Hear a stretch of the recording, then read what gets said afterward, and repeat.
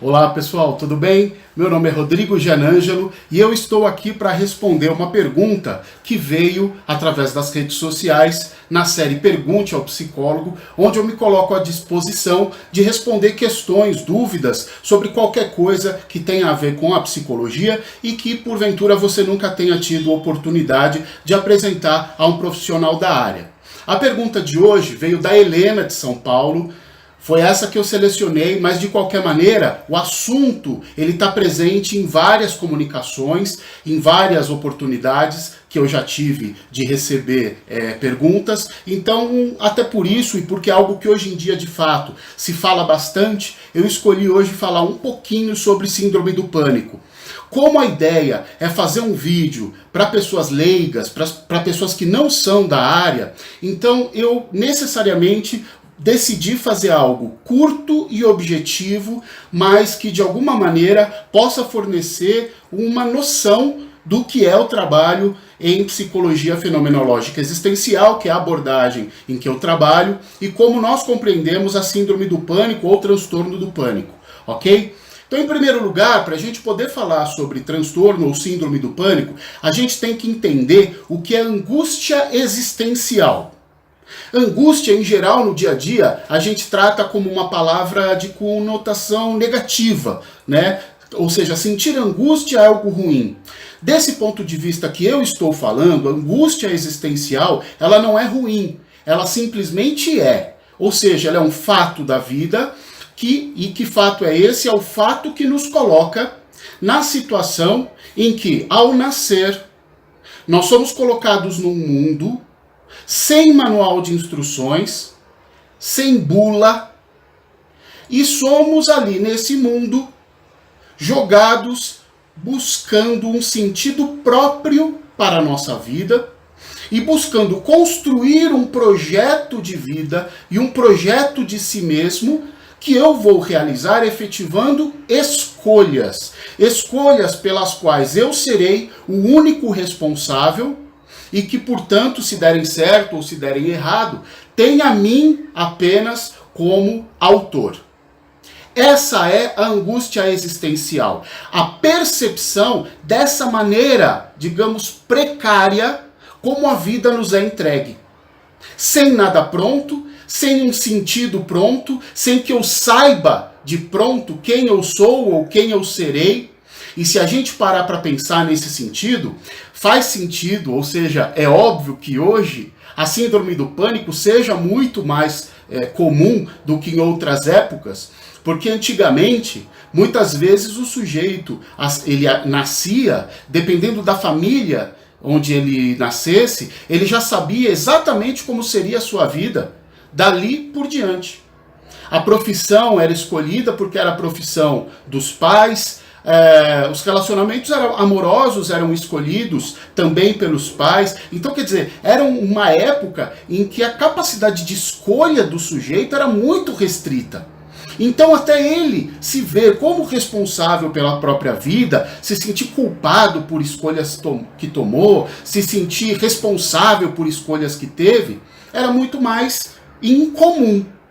Hoje em dia, não.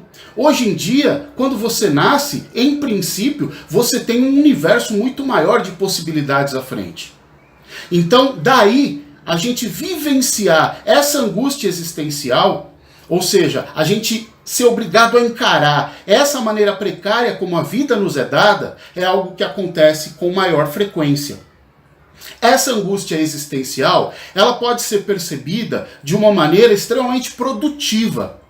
Quando eu me percebo autor da minha própria história, isso pode momentaneamente me gerar uma crise, mas eu posso, a partir daí, criar uma vida, criar uma história como eu sempre quis. Agora, por outro lado, às vezes, essa vivência da angústia existencial se torna, vamos dizer assim, patológica, paralisante. E é isso que a gente vê na síndrome do pânico.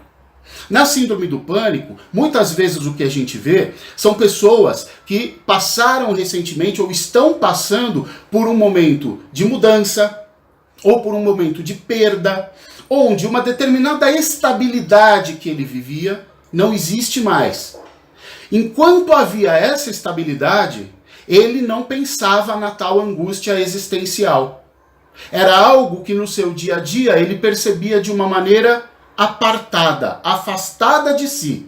Agora, quando eu tenho diante de mim novas possibilidades, uma mudança de status, uma instabilidade, e tudo isso pode ser gerado pela perda de um emprego, por uma aposentadoria, pela perda de um ente querido, ou por várias outras situações em que eu me vejo perdendo essa estabilidade e necessariamente eu preciso voltar a fazer escolhas, porque eu não tenho mais o solo onde eu podia pisar, e eu tinha até então, eu posso vivenciar essa angústia existencial de uma maneira paralisante.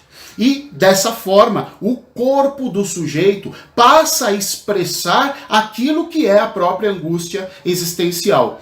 Então, na síndrome do pânico, os sintomas físicos são sempre muito importantes, né?